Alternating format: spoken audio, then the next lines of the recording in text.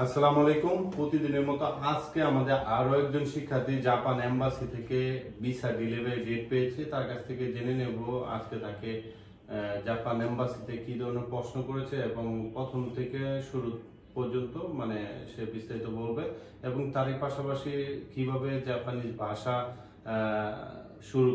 শুরু করেছে এবং নাট এবং জেলপিটি কিভাবে উত্তীর্ণ হয়েছে বিস্তারিত আমরা জেনে নেব ইনশাল্লাহ।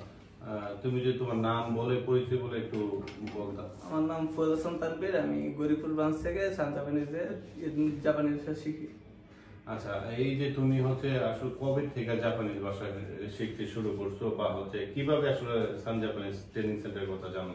আমি ইন্টার পরীক্ষা শেষ করে জাপানিজ ভাষায় ভর্তি হই। আমার বড় ভাই জাপানি গেছে এই সেন্টার থেকে, তো আমি ওই সুবাদে ভর্তি হই এখানে। আচ্ছা, তুমি হচ্ছে মানে কোন মাসে ভর্তি হয়েছিল বা কতদিন তোমার সময় লাগছে আজকে পর্যন্ত? আমার মোট 6 মাস সময় লাগছে। আমি গত বছরে জুলাই থেকে ডিসেম্বর পর্যন্ত ক্লাস করি আর কি।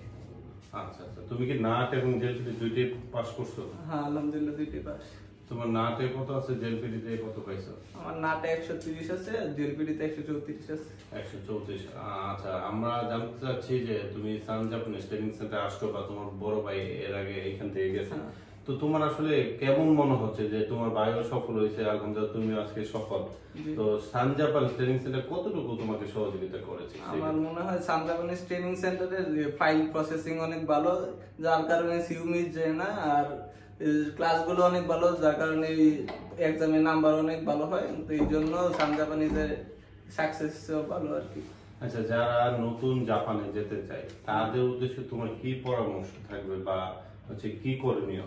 যারা নতুন জাপানে যেতে চায় তাদের বলতে চাই যে সান জাপানিজে ভর্তি হতে, যে এখানে ফাইল প্রসেসিং সিস্টেম অনেক ভালো, এখানে ভর্তি হলে সিউ আশা করি মিস হবে না কারো। ধন্যবাদ তোমাকে, তোমার সফলতা কামনা করছি। আসসালামু আলাইকুম।